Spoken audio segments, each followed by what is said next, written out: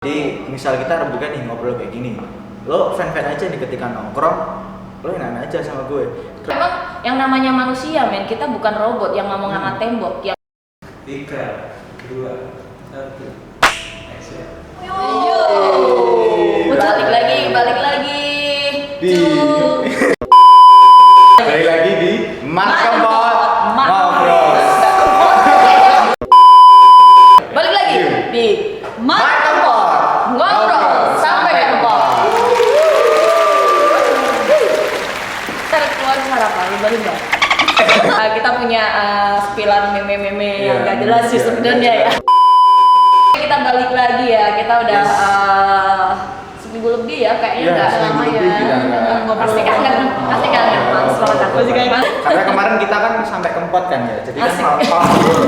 Oke, kali ini kita beda ya tempatnya. Kita lagi ada di enak jauh. Mutiara ini ada di dekatnya Wedangan Mantap. Kopinya lucu banget sih. Tadi menunya tuh angka-angka gitu loh. Tahu? Siapa tahu kalau kamu kesini dapat togel. Ntar kita IG-nya kita taruh di sini ya. Yes, langsung taruh di full Mutiara. Jangan lupa ya, subscribe, like, komen. Ngomongin soal racun, kita mau ngebahas sesuatu yang berkaitan sama keracunan sih. Kita mau ngebahas soal toxic relation. Jadi kita mungkin di sini nanti kamu punya pengalaman ada di circlean orang-orang yang toxic ya. Bisa sharing sama kita. Terus kira-kira udah dapat obatnya apa gitu ya? Beli apa? Beli di apotek mana? Kameramen kita sih sebenarnya. Iya, abis talk show ketiduran nih. Sampai tidur gini. Relation itu nggak harus yang istilahnya dua insan manusia. Insan manusia ciptaan Tuhan Mencari cinta. ditemukan.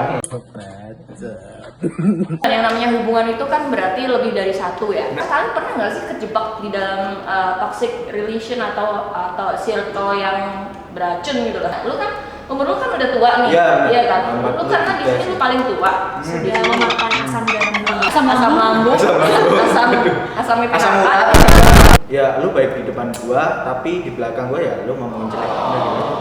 Jadi misal kita rembukan nih ngobrol kayak gini, lo fan-fan aja nih ketika nongkrong, lo enak aja sama gue. No, God, please, no, no. Maksudnya Kalau kita ngobrol yang enjoy lah. Bener-bener kayak lu mendukung segala statement gue di nongkrong itu. Tapi setelah itu lu pindah ke ruangan lain, lu udah tuh. Kalau bahasa Jawanya itu ngerasain. Kemarin si Abdul bilang kayak gini, masa dia pemikirannya kayak gitu? Jahiliyah banget gak sih? Jahiliyah gak tuh? Jujur dari sini, siapa yang punya pacar di sini? Oh my God. Wow. Bangke, kita ganti pertanyaannya. Siapa yang jomblo? Gue kayaknya setengah aja deh. Kok setengah? Mana ada jomblo setengah? Sekarang lagi zamannya HTS. Punya pacar tapi enggak. Jomblo tapi enggak. Gitu ya. Naik terus kayak. Gue ada pengalaman.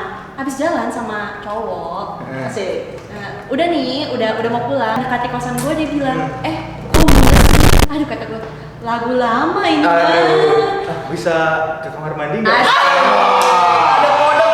Kan gue lebih berpengalaman ya, jadi gue bilang, Asik. aduh, kosan gue kosan khusus cewek gitu, jadi kayaknya nggak bisa ke seberang aja. Tuh kan kode banget. Jangan di kosan, ke seberangnya karena Iya, areanya dia keseberangnya. perhotelan. Jadi Bener. seberangnya tahu kan? Oh, kan maksudnya kalau di hotel bisa sambil makan. Iya. Jadi Kan ada makan, ngopi, ada musik juga kan. musik, Syahdu gitu ya. Iya. Kalau di kos kan adanya cuma toket. Stop it. Get some help. iso. Kayak itu bekas rumah hantu. Isinya masih sampai sekarang gitu aja. Kalau toxic relationship pernah sih gue, tapi itu zaman gue kuliah. Dapet laki yang memang ngebatasin gue gitu. Sedangkan waktu zaman kuliah itu kita pengen semuanya. Ya gue anaknya bisa diri sih. Mau naik gunung. Senang asli. Terus ya ikut TV, radio gitu-gitu sih. Terus kata laki gue gini, ngapain sih ngikutin yang gratis-gratis gitu, kayak nggak ada kerjaan aja, mendingan tuh pulang kuliah langsung pulang jalan sama aku tuh gitu. Udah bayarin nggak? Masalah ya kalau makan ya coba ya udah itu aja. Lebih terkekang aja nggak Oh, bisa. ya, namanya apa sih, overprotective ya? Overprotective, tapi itu cukup toxic ya, maksudnya kita kan harusnya sesuatu yang over itu pasti kan Iya. toxic ya maksudnya. Kalau kata Bang Roma Irama itu yang sedang-sedang saja. Kalau toxic itu tuh nggak cuman istilahnya pacaran ya. Memang sering terjadi. Kebanyakan. Ya, sering terjadi atau kebanyakan memang di relationship antar istilah pacaran ya antar perempuan sama laki-laki yang mereka istilahnya memiliki perasaan yang bisa dibilang sayang lah, cinta lah, Mengatasnamakan cinta. mengatasnamakan itu. Atas benar. segala bentuk Nah, perilaku yang sebenarnya itu nggak baik. Yes. Iya kan? Karena ribut, padahal nggak punya. Padahal nggak ada. Karena pelatih itu tidak bermain. Gue sih sebenarnya banyak ya kalau kita bicara masalah toxic relation atau circle. Circle itu which is kita berada di dalam pertemanan yang toxic. Gue pernah ngalamin tuh. Yang gue kira nih temen istilahnya support ya, support bener. di hal-hal positif. Ternyata mungkin secara bisa dibilang secara sadar nggak sadar dia melakukan something of abuse gitu ya, kayak emotional abuse ya bisa dibilang ya, karena memainkan emosi kita tuh tapi nggak kelihatan gitu kan, kayak yang oke, gue baik di lo, gue lagi jalan sama si A nih, dia balik nih, dia pengen tahu, oh si A gini, tiba dia dukung, cedek. Nah, yang hal kayak gitu, gue kayak yang oh gini ya, apa namanya pemikiran pertemanan itu yang toxic atau apalah misalnya. Terus dia support something, misalkan kalau gue pas lagi down atau gue lagi ada masalah, gue pikir tuh temen tuh dia support, yang misalkan cerita bla bla bla bla. Tapi di lain waktu gue nggak ngerti nih, kita udah jauh waktu lah, udah jauh hari, kedengeran nih suara yang pernah gue omongin ya, oh gini ya, itu bisa dibilang itu toxic juga gitu. Dan banyak circle gue yang seperti itu banyak. Dia itu lebih kayak hobi atau seneng kali ya, kepo atau menanggapi masalah orang lain itu untuk disebarluaskan. Gue nggak ngerti sih apa namanya konteksnya kemana. Cuman banyak di lingkungan gue. Apalagi kayak misalkan kita bicara lingkungan luas ya, general gitu, orang yang nggak kenal terus sok-sokan kenal gitu kan. Kadang dia ngebawa toxic juga, dia membawa cerita dari orang lain yang mungkin temannya dia. Lu temenan sama Abdul, gua nggak kenal sama si Abdul, tapi lu ceritain nih Abdul ke gua. Nah itu kan kayak itu akan muter aja tuh nih sifat anak, berarti ngebacok mulu nih orangnya kan. Lu diceritain, lu nyeritain lagi ke orang. Itu banyak ceritanya itu yang diubah, ditambah-tambahin. Benar, ceritanya nggak akan mungkin cerita itu akan sama. Cuma semakin kesini tuh gue semakin ngerti kayak yang oke, gue mesti ngebatasin diri harus gimana, karena memang resiko dari apa yang lu cerita ke orang lain, ya orang lain akan ngomong ke orang lain, itu adalah some of resiko yang harus kita terima gitu loh, ya nggak sih? Dan lo nggak bisa nyalain sepenuhnya juga nih orang, yang nyalain ya bacot lo aja kenapa lo cerita sama dia gitu. Jadi memang lu nggak bisa nyalain orang lain saat dia udah mendengar. Toh kita sendiri, gue sendiri ya, gue diceritain jangan coba ngomong sopo-sopo lu. Ya kita pasti ya. Kita ngomong. Tidak ada orang yang benar-benar bisa menjaga rahasia. Gak ada. Dia cerita entah itu ke siapa, mesti dia cerita gitu. Cuma itu nggak masalah sih sebenarnya. Itu adalah resiko yang memang kita harus pahami dulu dari awal saat kita menceritakan apa sih yang seharusnya nggak diketahui orang lain, ya kan? Karena memang yang namanya manusia, men, kita bukan robot yang ngomong sama tembok, yang biasanya tuh, ya gue tahu lu jomblo ya, lu tidur sendiri, makan sendiri, berkembang sekarang ngomong sendiri, ya kan? Emang agak mengubah kejiwaan sih. Mungkin dianjurkan juga kan sama psikolog-psikolog kalau misalkan memang lu harus punya berbagi ke orang yang memang lu percaya. Cuman kan orang itu nggak bisa 100% dipercaya. Orang nggak bisa dipercaya 100%. Dan apapun yang lu omongin, kalau lu udah ngomongin keluar, lu jangan sakit hati kalau itu juga keluar lagi gitu. Itu udah pasti seperti itu. Itu memang resiko yang memang dipahamin dulu lah gitu dari awal. Relation itu kan berarti relation sama partner ya. Kalau kita bicara relationship sama partnership. Nah, sebenarnya itu dua hal yang bisa dibilang sama nggak sama ya. Kalau menurut pendapat gue ya, relationship itu melibatkan perasaan itu biasa terjadi antara laki-laki perempuan atau memang sejenis yang saling suka lah. Dia melibatkan perasaan yang lebih, mungkin bisa dibilang gue sayang sama dia, gue cinta-cintaan lah gitu. Nah kalau untuk partner itu lebih ke logika gitu. Nah sebenarnya apa sih relatednya kedua ini? Kalau pendapat gue sih related dari partnership dan relationship itu harus ada. Misalkan lu orang pacaran, kedua-duanya ini harus ada. Saat perasaan lo melemah, logika lo yang harus logika maksudnya partnership, dan kita bicara logika itu komitmennya. Nah, komitmen itu logika. Karena kan kita create itu. Nah, kalau perasaan ya itu alam bawah sadar ya. Ya sih. Nah, banyaknya logika ini kalah, perasaannya yang menonjol, yang mengakibatkan lo terjerat di dalam toxic. Karena lu takut kehilangan. Nah, kalau misalkan lu bilang harusnya, misalkan kita udah sepakat, maksudnya kita punya hubungan, ya kita pacaran nih, lu udah sepakat, kita punya komitmen. Kalau saat perasaan ini pasti melemah, namanya perasaan itu pasti melemah. Itu menurut gue, perasaan itu pasti melemah. Yang dikuatkan komitmennya, logikanya. Jadi kalau lu mau ngebelok, gue udah komitmen nih. Nah, lu kan logika, komitmennya di situ. Nah, banyaknya perasaan yang ditonjolkan, komitmennya dibuang. Nah, hal-hal kayak gini yang akhirnya lu terjebak di dalam toxic. Kalau lu takut kehilangan cuy, ya kan udah tahu cowok lu selingkuh, berarti komitmen dia hilang dong. Tapi lu masih aja bertahan. Kan baru-baru ini lagi ada berita duka kan, pasti seluruh Nusantara tahu lah ya. Si siapa? Laura Anna ya. Laura Anna yang memang mungkin dia terjebak di satu toxic relation ya istilahnya ya, toxic relation dengan mantan pacarnya yang akhirnya mengakibatkan kecelakaan hebat dan akhirnya meninggal juga. Sebenarnya sih sempat dirawat juga ya. Sempat dirawat alami kelumpuhan. Hebat juga sih Laura sih. Dia sangat hebat, dia tough sekali. Dua tahun. 2 tahun ya, 2 tahun. Kan? Dia benar-benar tough, bangkit, dan itu nggak gampang. Itu nggak gampang. Semua orang bisa juga. Nggak bisa semua orang kayak gitu. Sampai terjebak dia dalam toxic relationship ya, dan dia bisa sampai segitunya gitu loh sampai iya betul. Tapi pelajaran sih buat kita semua ya, jangan terlalu bucin, jangan terlalu bucin. Oke. Ya walaupun dia nggak punya pacar. Emang udah takdirnya sih kayak gitu.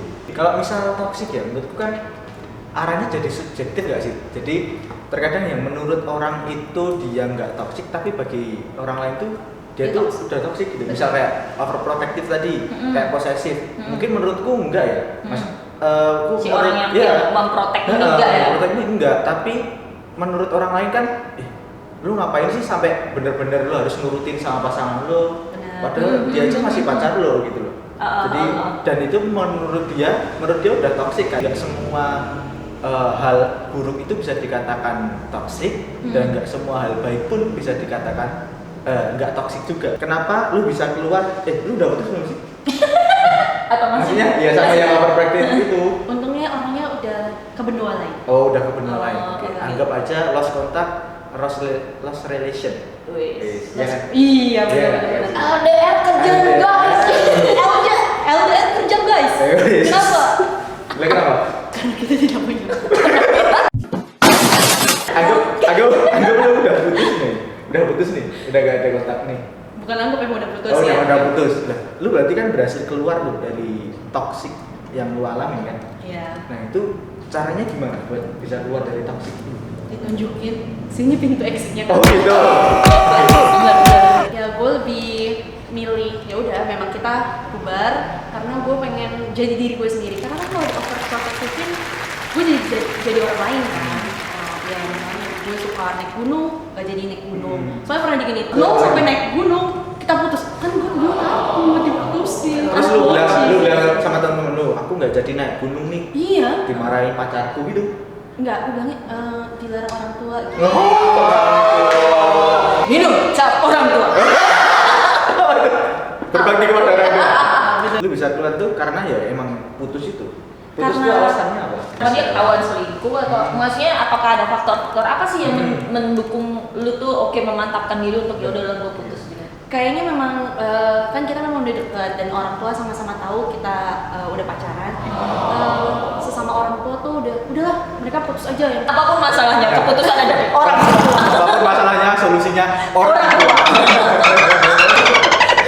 Kok ini hubungan anak dua ini tuh nggak jelas banget gitu. Berarti emang cara-cara terjitu buat keluar dari toksik adalah ya memang keluar aja kayak gitu. Jadi nggak perlu ada alasan lain kan? Kelarin hubungannya. Keluarin hubungannya kayak gitu. Karena nggak bisa diobatin orang kayak gitu kan. Maksudnya ya dia akan bawa toksik ke diri kita. Ya mau nggak mau yang diputusin hubungannya. Sempat sakit nggak sih kalau abis diputusin gitu? Nangis. Nah, Sempat berapa lama? Karena memang ini ya apa waktu namanya? recovery, recovery hati ya. Hierarkinya manusia kan memang seperti itu ya, kan nggak ada yang gua namanya putus itu pasti ada masalah. Iya, Bukan pasti. ada yang namanya putus baik-baik itu nggak ada. Coy. Putus bahagia nggak ada. Nggak ada. Yang namanya baik-baik ya nggak putus dong coy. Ya nggak sih? Ya nggak sih? Kalau lu baik-baik putus ya berarti nggak baik. Nggak baik. Jadi nggak ada tuh kata-kata gua sama mantan gua putus baik-baik kok. Nggak ada lah. Bullshit banget. Itu kosong itu paling anak-anak SD yang putus karena Anjir, aku mau anak putus SD. ujian SD. Emang nggak gampang, cuy. Maksudnya kita keluar Wah. dari Hubungan toksik. sebuah hubungan toksik itu nggak gampang gitu. Gue ngalamin soalnya, gue ngalamin yang memang gue terjerat di dalam toxic relation yang benar-benar sangat toxic gitu. Jadi kayak ya mungkin gue ntar diputusin ini itu gue hilang dalam artian ya lu pacaran kalau kita udah dewasa ya tapi dalam pacaran laki lu pasti bertanggung jawab sama lu dong gitu loh. Nah itu kayak yang harus berpikir gue lagi pengen beli mobil A nih, masa gue putus sama dia ntar mobil gue hilang lagi. Ya. Nah hal-hal kayak gini nih yang kadang terjebak sangat-sangat toxic gitu loh. Bener. Itu adalah salah satu reason kenapa sih kita bertahan. Bener, It's meskipun bullshit kita kalau lu ya. gitu loh. Walaupun lu dicabik-cabik ya, dicabik-cabik, Kalau lu udah dihajar ada kanan maunya, kiri. Nah, udah ada tapi maunya, lu dikasih istilahnya nggak usah munafik deh. Lu butuhnya duit kan. Apalagi perempuan kalau udah tuh di royal nih Kasih, cowoknya kasih. dikasih, lu mau diperlakukan kayak apa juga dia masih bertahan gitu. Dia pasti akan ya mau gimana lagi gitu loh. Gue nggak akan bisa dapat orang lain yang se-royal dia gitu kan. Nah, hal-hal ini yang memang kita harus berani ngambil keputusan gitu loh. Kita harus ngambil keputusan yang ini orang nggak baik. Nah, gue saranin siapapun elu, entah lu cowok, entah lu cewek yang kalau ada di posisi kayak gitu, lu harus berani mengambil sikap. Nggak melulu soal duit. Lu kerja makanya. Nah, itu. Cari duit sendiri gitu loh. Jangan cuma minta langit. Langit anu Rasido. Memang harus dibentengin dari diri sendiri sih. Nggak melulu soal duit. Ada juga sih mungkin nggak melulu soal duit juga, tapi orangnya bucin banget. Nah, itu. Aduh, come on man. Hanya dia yang bisa mencintaiku sepenuh hati dan jiwa raganya. Kalau kayak gitu, kita memang harus berani untuk keluar atau memanfaatkan diri atau mengambil segala resiko rasa sakit. Namanya orang jatuh itu pasti ya. Orang jatuh kadang juga nggak cuma sekali kok. Kita kadang tuh harus tahu tuh kita harus jatuh berkali-kali biar kita tuh tahu siapa sih yang memang orang tuh peduli sama kita. Yang Karena bisa kayak gitu. angkat kita. Bener. Ya kan? Pas kita berada di, lu nggak tahu pas lu punya duit, lu teman-teman lu tuh ngedekat semua, hedon semua. Karena dia cuma mau hedon lu doang. Saat lu kere, lu jatuh, Nggak ada. lu down, mereka tuh pasti risihnya, aduh sorry ya gue nggak ada waktu, aduh gini, gue sibuk, gue ada ini, gue ada itu. Trust me. Nah, makanya jangan pernah istilahnya alay juga sih kalau lu punya sesuatu. Nggak perlulah orang itu tahu gimana proses lu berjuang, gimana lu berkembang, gimana lu bersusah payah. Lu nggak perlu ngasih tahu orang lain. Biarkan orang lain itu tahu kalau lu tuh seneng, happy, dan ya lu bisa kemana-mana tanpa orang lain. Itu dalam kemerdekaan. Ada kameramen mau nanya? Nanya apa kameramen? Coba. Aku cepet banget ganti sih ya maksudnya. Aku nggak punya temen yang dari dulu gitu terus sampai sekarang masih jadi temen gitu. Ya bakalan ketemu hal-hal yang baru lagi. Jadi juga tipe masalahnya pun akan baru lagi. Ini orangnya kayak gini, ini orangnya kayak gitu, berubah-ubah. Ya kalau selama ini sih buat aku sih itu ya kayak buat enjoy aja, namanya juga temen gitu. selagi itu juga nggak merugikan yang amat banget sih. Nah terus kalau misalnya sampai kalau ada yang ibaratnya kayak nyakitin banget, merugiin banget, terus sampai bikin trauma gitu, ada nggak sih? Kalau trauma gini, kalau gue bilang relation ya, karena yang tadi gue bilang adalah temen. Gue sih agree ya sama si kameramen kalau memang lu nggak perlu punya temen deket banyak-banyak deh. Dan better lu juga nggak perlu punya temen deket deh. Temen sewajarnya aja sih gitu loh, nggak perlu deket-deket juga gitu loh. Karena gue pernah ngalamin punya temen deket dan dia nyakitin gitu loh, dalam arti nyakitin.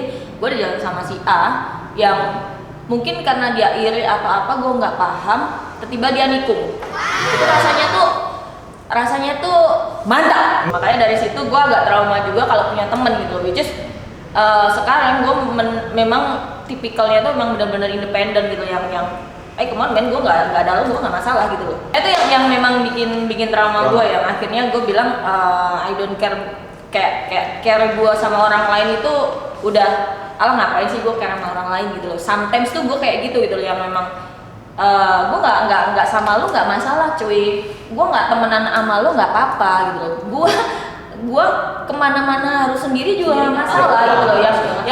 Yang pasti gue nggak ngeribetin lu, nggak ngerugiin lu, jadi ya crash gitu aja sih gitu loh. Jadi yang memang benar-benar don't care banget. Gue juga ngalamin juga yang masih relation juga. Dulu tuh gue pernah yang sampai gue punya pacar nih, udah sampai ke orang tua lah istilahnya, kita udah sampai engage ya. Nah, tiba-tiba gue diselingkuhin gitu lah ya. Diselingkuhin gue pertama kali tuh, gue diselingkuhin yang akhirnya mengakibatkan gue tidak pernah melakukan lagi. Dulu tuh masih ngecek handphone ya, kayak gue pacaran sama lu tunangan gue, nggak masalah dong gue cek handphone gitu.